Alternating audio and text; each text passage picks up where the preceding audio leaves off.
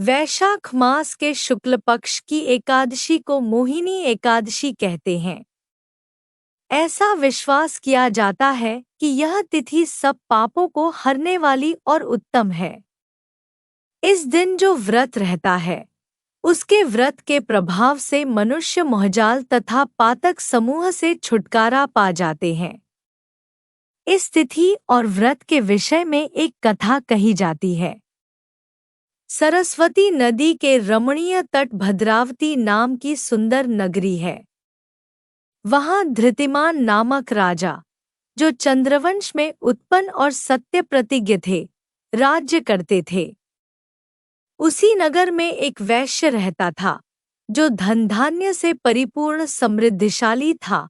उसका नाम था धनपाल। वह सदा पुण्य कर्म में ही लगा रहता था।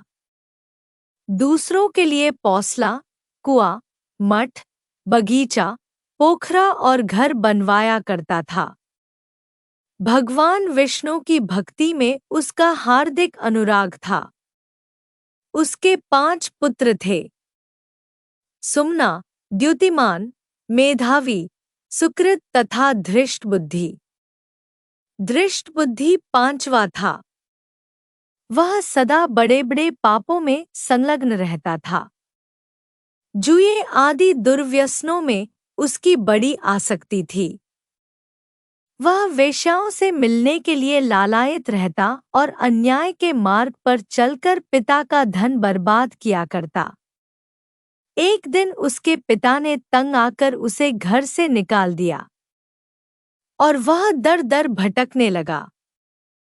इसी प्रकार भटकते हुए भूख प्यास से व्याकुल वह महर्षि कौंडिन्य के आश्रम जा पहुंचा।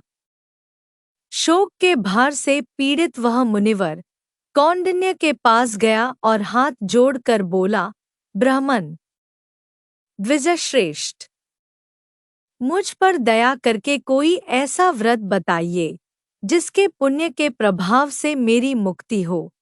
कौंडिन्य बोले, वैशाख के शुक्ल पक्ष में मोहिनी नाम से प्रसिद्ध एकादशी का व्रत करो। मोहिनी को उपवास करने पर प्राणियों के अनेक जन्मों के किए हुए मेरु पर्वत जैसे महापाप भी नष्ट हो जाते हैं। मुनि का यह वचन सुनकर धृष्ट बुद्धि का चित्त प्रसन्न हो गया। उसने कौंडिन्य के उपदेश से विधिपूर्वक मोहिनी एकादशी का व्रत किया। इस व्रत के करने से वह निष्पाप हो गया और दिव्य देह धारण कर गरुड़ पर आरूढ़ हो सब प्रकार के उपद्रवों से रहित श्री विष्णुधाम को चला गया। इस प्रकार यह मोहिनी का व्रत बहुत उत्तम है।